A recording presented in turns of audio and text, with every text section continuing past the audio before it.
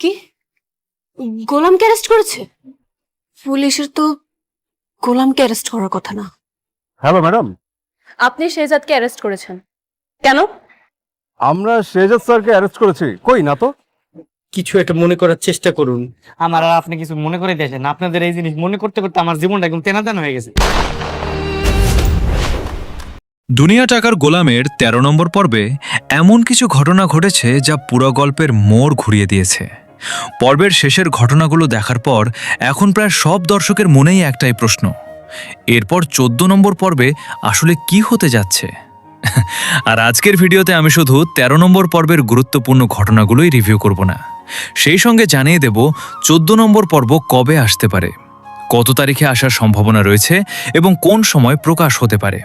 তবে তার আগে চলুন দেখে নেওয়া যাক ১৩ নম্বর পর্বের সেই গুরুত্বপূর্ণ মুহূর্তগুলো, যেগুলো না বুঝলে পরের পর্বের গল্প বোঝা কঠিন হতে পারে।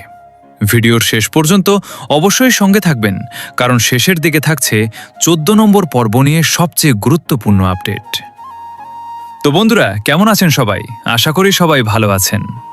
দুনিয়া টাকার গোলাম সিরিজের দর্শকদের জন্য আজকের ভিডিওটি হতে যাচ্ছে বর্তমান সময়ে সবচাইতে বড় ধামাকা। ফাতেমা ম্যাডামের সেই রহস্যময় অতীত, শাহজাদ চৌধুরীর ছদ্মবেশে বাবলু সেজে চা বিক্রি করার আসল কারণ, আর বিয়ের আসরে সেই চরম ট্র্যাজেডি আর ভুল বোঝাবুঝির ইতিহাস এই পর্বে যেভাবে ফ্ল্যাশব্যাকে ফুটিয়ে তোলা হয়েছে তা সত্যিই আমাদের দর্শকদের আবেগপ্রবণ করে তুলেছে। কিন্তু এখানে আসল প্রশ্ন হল, ১৩তম পর্বের শেষে গিয়ে দাউদ খানের সেই পুরনো চক্রান্ত আর পিএস হাফিজের এই টেকনিক্যাল মুভ কি গোলামের হারিয়ে যাওয়া স্মৃতিশক্তিকে পুরোপুরি ফিরিয়ে আনতে পারবে? হাফিজ কেন পুলিশের ছদ্মবেশ ধারণ করে নিজের স্যারকে কিডন্যাপের নাটক করল?